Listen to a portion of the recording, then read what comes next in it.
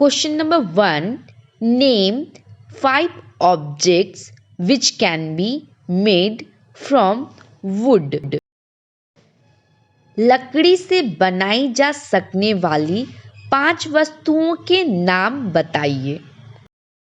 Answer है table, chair, desk, box, door. ये सारी चीज़ें वुड से बनाई जा सकती है। Select those objects from the following which signs glass bowl, plastic toy, steel spoon, cotton shirt। यहाँ पर हमारे पास कुछ ऑप्शन दिए गए हैं।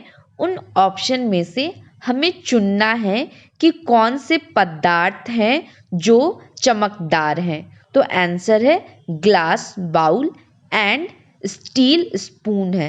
जो ग्लास का कटोरा होता है वो चमकता है, स्टील का चम्मच है वो भी चमकता है। तो हमारे पास आंसर क्या हुए? कांच की प्याली और स्टील का चम्मच, ग्लास बाउल और स्टील स्पून है वो हमारे पास क्या है? चमकते हैं, शाइन करते हैं। Question number 3. Match the objects given below with the materials from which they could be made. Remember, an object could be made from more than one material and a given material could be used for making many objects. अब हम देखते हैं यहाँ object और materials दोनों हैं। Object में क्या क्या है? Book, tumbler, chair, toy, shoes. Material क्या है हमारे पास? Glass, wood, paper, leather, plastic. Answer हम देखेंगे कि बुक किस मटेरियल से बनता है? पेपर। टम्बलर किससे बनता है? ग्लास से भी बन सकता है, वुड से भी बन सकता है और प्लास्टिक से भी। चेयर हमारे पास वुड और प्लास्टिक दोनों से बनाया जा सकता है। टॉय हमारे पास ग्लास से, वुड, पेपर, प्लास्टिक, लेदर इन सभी से बनाया जा सकता है। शूज हमारे पास लेदर और प्लास्टिक से बनाया जा सकता है। Question number 4. State whether the statement given below are true or false. Point 1. Stone is transparent while glass is opaque. False. Transparent हम उस ऑब्जेक्ट को कहते हैं जिससे चीज़ें आर पार दिखाई देती हैं, और ओपेक हम उसे कहते हैं जिससे चीज़ों को आर पार नहीं देखा जा सकता है। अब आप बताइए कि क्या स्टोन के आर पार देखा जा सकता है? तो स्टोन के आर पार हम लोग बिल्कुल नहीं देख सकते हैं। इसका ये मतलब है कि स्टोन क्या होता है? ओपेक होता है। ग्लास के आर पार हम लोग देख सकते हैं कि नहीं? हम लोग ग्लास के आर पार देख सकते हैं। इसलिए ये स्टेटमेंट रॉन्ग है कि स्टोन ट्रांसपेरेंट होता है और ग्लास ओपेक होता है। Point 2. A notebook has luster while eraser does not. अब आप बताइए, क्या आपका नोटबुक चमकता है और इरेजर नहीं चमकता है? तो हमारा ना नोटबुक चमकता है और ना इरेजर चमकता है। इसलिए ये स्टेटमेंट फॉल्स है कि a notebook has lustre while eraser does not. Point 3. Chalk dissolve in water. ये स्टेटमेंट फॉल्स है। जब हम चॉक को पानी में घोलते हैं तो चॉक पूरी तरह से पानी में नहीं घुलता है। पानी के नीचे सादा सादा रेसिड्यू जमता है। Point 4. A piece of wood float on water. ये स्टेटमेंट ट्रू है। लकड़ी का टुकड़ा पानी में जब फेंका जाता है तो हम देखते हैं कि वो तैरने लगता है, इसलिए हम कह सकते हैं लकड़ी का टुकड़ा जल में तैरता है। ये स्टेटमेंट सही है।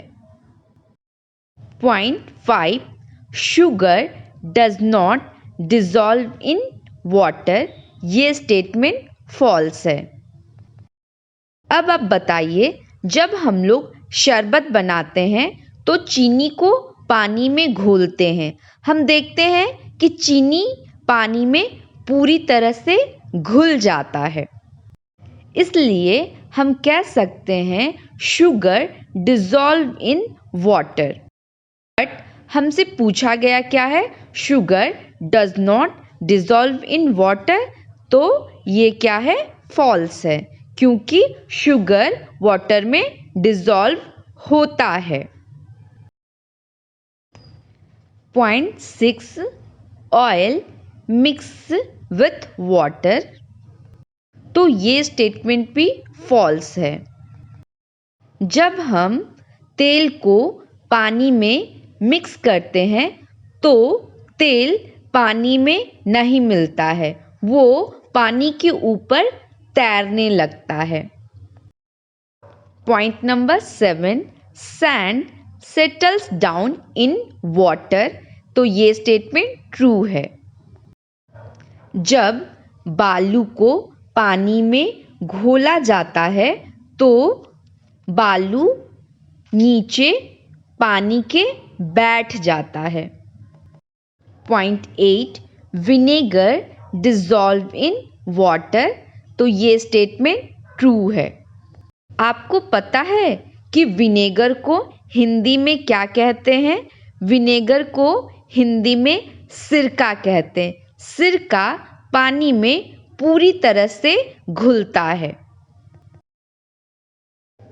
Question number 5, given below are the name of some objects and materials. Material are water, basketball, orange, sugar, globe, apple and earthen pitcher. हमारे पास कुछ वस्तु और पदार्थों के नाम दिए हुए हैं, जैसे जल, बास्केटबॉल, संतरा, चीनी, ग्लोब, सेब तथा मिट्टी का घड़ा। अब हमें क्या करना है, इनको ग्रुप में बांटना है। First, group them as round shaped and other shaped. गोल आकृति तथा अन्य आकृतियाँ। Be eatable and non eatables. अब हम लोग आंसर देखते हैं। राउंड शेप्ड, राउंड शेप्ड के अंदर क्या क्या आएगा? Basketball, orange, globe, Apple, earthen picture. Eatables के अंदर आएगा water, orange, sugar, Apple. Non eatables के अंदर आएगा basketball, globe, earthen picture. Question number 6, list all items known to you that float on water. Check and see if they float on an oil or kerosene. अब हमें क्या करना है, पानी में तैरने वाले वस्तुओं का लिस्ट बनाना है और ये भी चेक करना है कि क्या ये वस्तुएं तेल और किरोसिन तेल पे भी तैरती हैं।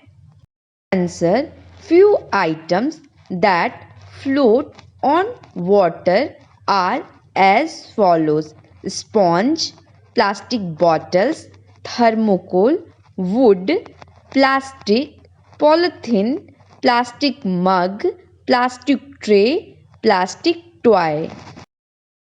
However, these items will not float on an oil or kerosene. हमारे पास पानी में तैरने वाले कुछ वस्तुएं इस प्रकार हैं, स्पॉन्ज, प्लास्टिक के बोतल, थर्माकोल, लकड़ी, प्लास्टिक, पॉलीथीन, प्लास्टिक के मग, प्लास्टिक के ट्रे, प्लास्टिक के खिलौने। ये वस्तुएं पानी में तो तैरती हैं लेकिन तेल और किरोसिन पे नहीं तैरती हैं। Question number 7, find the odd one out from the following. A chair, bed, table, baby, cupboard. अब हमें क्या करना है, हमारे पास जो ये ऑप्शंस हैं इसमें से जो ऑड है वो चुनना है। तो बेबी हमारे पास यहाँ ऑड है क्योंकि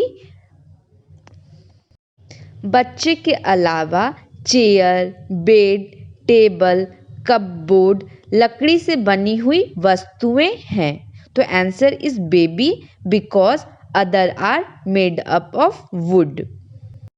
B rose, jasmine, boat, marigold, lotus. Answer is boat because other than these are flowers and boat is not a flower. C aluminium, iron, copper, silver, sand. Answer is sand because other are metals. D sugar, salt, sand, copper sulfate. Answer is sand, other are soluble in water.